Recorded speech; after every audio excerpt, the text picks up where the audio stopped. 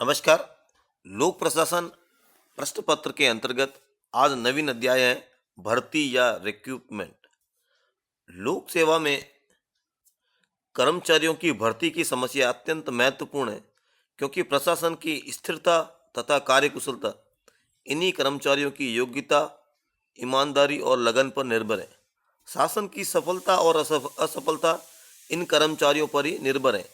प्रत्येक प्रजातंत्र में अत्यंत कुशल, योग्य और ईमानदार कर्मचारी प्राप्त करना कठिन समस्या है। वस्तुतः भर्ती ही शक्तिशाली लोक सेवा की कुंजी है। जैसा कि मिस्टर स्टॉल का कथन है कि यह लोक कर्मचारियों के संपूर्ण ढांचे की आधारशिला है। जब से लोक कल्याणकारी संस्था बनी है, तब से लोक सेवाओं में भर्ती का प्रश्न और भी अधिक महत्वपूर्ण बन गया है। प्रोफेसर जिंक ने भर्ती के महत्व के संबंध में लिखा है, भर्ती के अतिरिक्त लोक से प्रशासन का कोई भाग अधिक महत्वपूर्ण नहीं है, क्योंकि जिस समय तक आधारभूत सामग्री उपयुक्त नहीं होगी, उस समय तक प्रशिक्षण, निरीक्षण, सेवा यापन, वर्गीकरण, खोज कितनी ही व्यापक क्यों न हो, सार्वजनिक कर्मचारियों की पूर्ति नहीं हो सकेगी। विद्वानों की ऐसी मान्यता है कि भर्ती की एक निश्चित प्रणाली की बात सबसे पहले चीन के शासकों द्वारा आई थी। प्राचीन काल में वही एकमात्र ऐसा देश था जो प्रतियोगिताओं के माध्यम से योग्यता निर्धारित करता था और उस आधार पर सरकारी नौकरी देता था। आधुनिक समय में समुचित भर्ती प्रणाली प्रारंभ करने का श्रेय प्रशिया को जाता है। भारत में भर्ती के क्षेत्र में योग्यता का सिद्धांत 1853 से प्रचलित है। ब्रिटेन में इसे सन 1857 में आंशिक रूप में और 1870 में पूर्णतः अपनाया गया। संयुक्त राज्य अमेरिका में तो लूट पद्धति के आधार पर भर्ती करने का लंबा इतिहास रहा है। सन 1881 में राष्ट्रपति गारफील्ड की हत्या के बाद 1883 में पेंडललेटन अधिनियम पारित किया गया और प्रथम बार लोक सेवा आयोग की स्थापना की गई।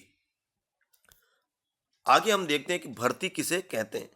भर्ती का सीधा साधा अर्थ है विभिन्न सरकारी नौकरियों के लिए उपयुक्त प्रकार के व्यक्तियों को खोजना।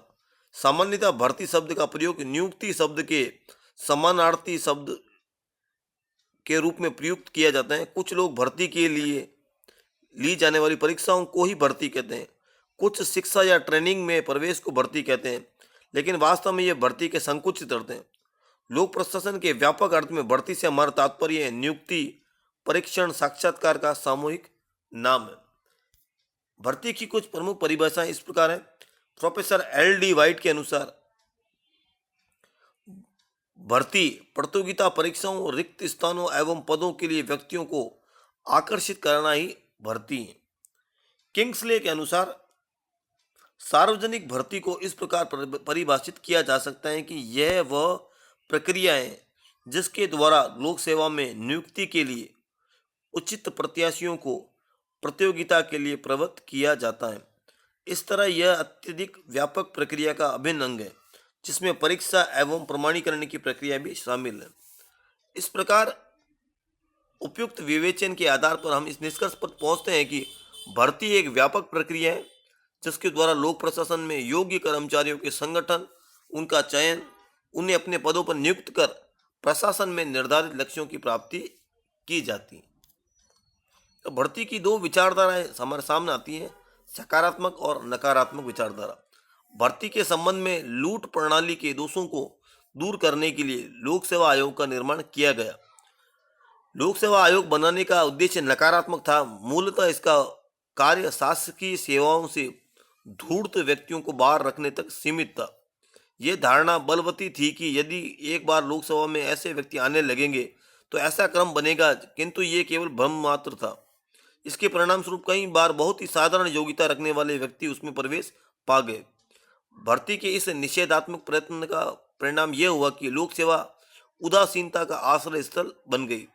लोक सेवा आयोग बड़े समूह में से उच्च पद क्रम से प्रत्याशियों को छांटने के लिए औसत के नियम को लागू करने में विश्वास करते थे, जबकि भर्ती की सकारात्मक अवधारणा से तात्पर्य यह है कि विभिन्न सरकारी पदों के लिए उचित प्रकार के व्यक्तियों की खोज की जाए।